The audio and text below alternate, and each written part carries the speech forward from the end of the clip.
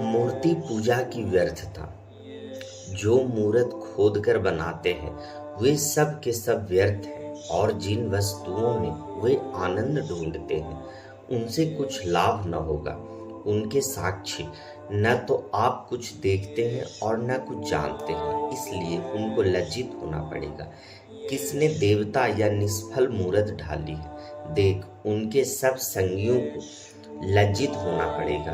कारीगर तो मनुष्य ही हैं, वे सब के सब इकट्ठे होकर खड़े हों वे डर जाएंगे, वे सब के सब लज्जित होंगे। लोहार एक बसूला अंगारों में बनाता और हथौड़ों से गढ़कर तैयार करता है। अपने भुजबल से वह उसको बनाता है, फिर वह भूखा हो जाता है और उसका बल घटता है। वह पानी नहीं पीता और थक जाता है। बढ़ई सूत लगाकर टाँके से रेखा करता है और रंदनी से काम करता है और प्रकार से रेखा खींचता है। वह उसका आकार और मनुष्यों की सी सुंदरता बनाता है ताकि लोग उसे घर में रखें। वह देवदार को काटता या वन के वृक्षों में से जाति जाति के बांज वृक्ष चुनकर देखभाल करता है। वह देवदार का एक वृक्ष लगाया है और जो वर्षा का जल पाकर बढ़ता है, तब वह मनुष्य के ईंधन के काम में आता है। वह उसमें से कुछ सुलगाकर तापता है, वह उसको जलाकर रोटी बनाता है। उसी से वह देवता भी बनाकर उसको दंडवत करता है।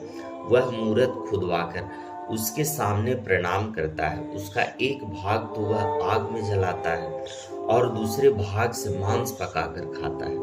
वह मांस भूनकर तृप्त होता है, फिर तपाकर कहता है, आह मैं गर्म हो गया। मैंने आग देखी और उसके बचे हुए भाग को लेकर वह एक देवता अर्थात एक मूर्त खोदकर बनाता है।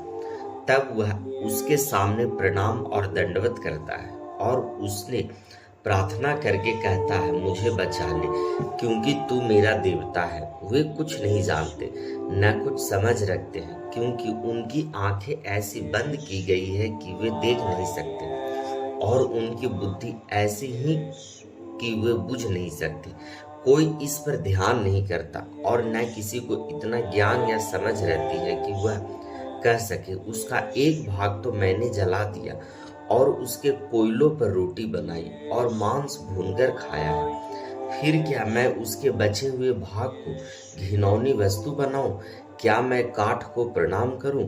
वह राख खाता है। भरमाई हुई बुद्धि के कारण वह भटकाया गया है और वह न अपने को बचा सकता है और न यह कह सकता है, क्या मेरे दाहिने हाथ मिथ्या नहीं है? संसार का सृष्टिकर्ता और उद्धार करता, हे याकूब, हे इस्राएल, इन बातों को स्मरण कर। तू मेरा दास है, मैंने तुझे रचा है। हे इस्राएल, तू मेरा दास है, मैं तुझको न भूलूंगा।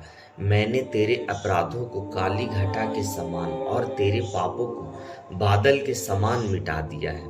तेरी ओर फिर लौट आ, क्योंकि मैंने तुझे छोड़ा लिया है।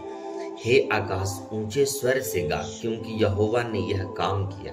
हे पृथ्वी के गहरे स्थानों, जय जयकार करो। हे पहाड़ों, हे वन के सब वृक्षों, गला खोलकर ऊंचे स्वर से गाओ, क्योंकि यहोवा ने याकूब को छुड़ा लिया है और इस्राएल में महिमा मगन होगा। यहोवा तेरा उद्धार करता, जो तुझे गर्भ ही से बनाता है। यूं कहता है, मैं यहोवा ही सबका बनाने वाला हूँ, जिसने अकेले ही आकाश को ताना और पृथ्वी को अपनी ही शक्ति से फैलाया।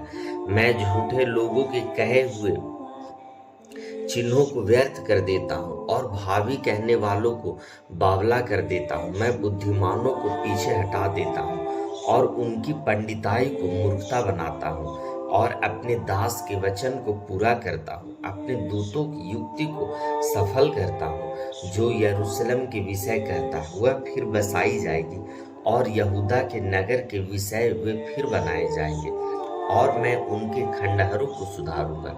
जो गहरे जल से कहता है, तू सूख जा, मैं तेरी नदियों को सुखाऊंगा। जो क्रूस के विषय में कहता है, वह मेरा ठहराया हुआ चरवाहा है और मेरी इच्छा पूरी करेगा।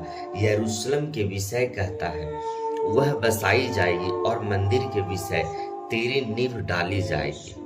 यीशु मसीह के नाम में आमीन।